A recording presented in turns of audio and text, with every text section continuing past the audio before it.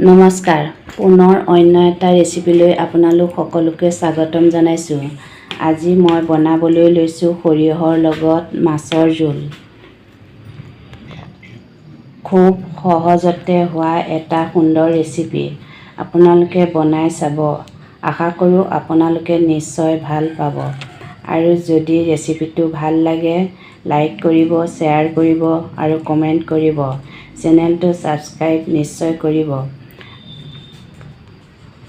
আহকচোন ভিডিঅ'টো আৰম্ভ কৰোঁ। এটা মিক্সিৰ জাৰ লৈছোঁ। তাত মই দুচামুচ সৰিয়হ তিয়াই ধুনীয়াকৈ ধুই থৈছোঁ। দি দিছোঁ।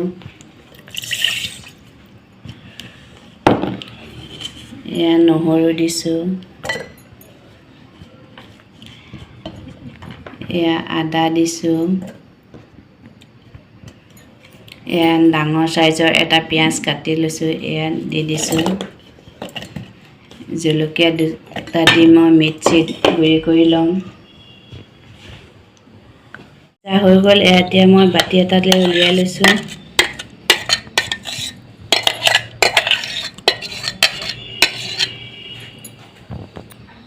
এতিয়া মই বিলাহী দুটাও পিচি লওঁ। কাটি লৈছোঁ। বেলেঞ্চৰ কাৰণে মই এচামুচ চেনি দি দিছোঁ। এইটো অপশ্যনেল হয়, আপোনালোকে ইচ্ছা কৰিলে দিব পাৰিব, নিদিলেও খাবলৈ সোৱাদেই হয়।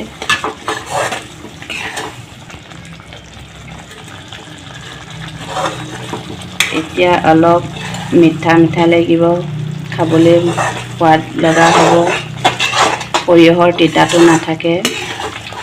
বেলেঞ্চৰ কাৰণে মই এচামুচ চেনি দি দিছোঁ। এইটো অপশ্যনেল হয়, আপোনালোকে ইচ্ছা কৰিলে দিব পাৰিব, নিদিলেও খাবলৈ সোৱাদেই হয়।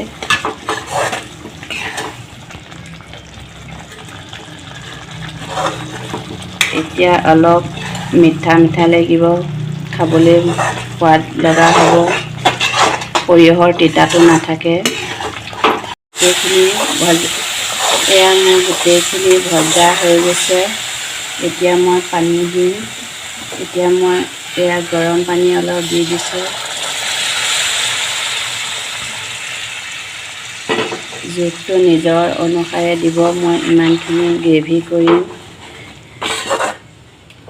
এতিয়া মই ইয়াতে মাছ কিপিচ দি দিছোঁ।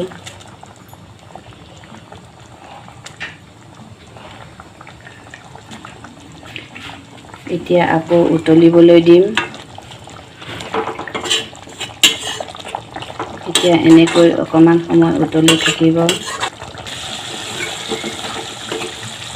মোৰ সৰিয়হৰ জোল হৈ গ'ল। এতিয়া মই গেছটো অফ কৰি দিওঁ।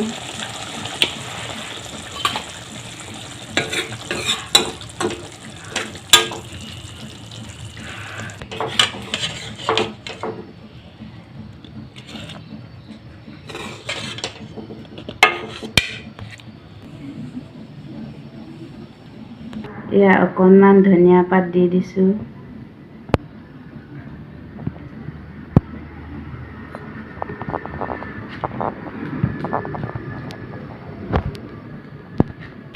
মোৰ চিতল মাছ আৰু সৰিয়হৰ গ্ৰেভিখন ৰেডি হৈ গ'ল।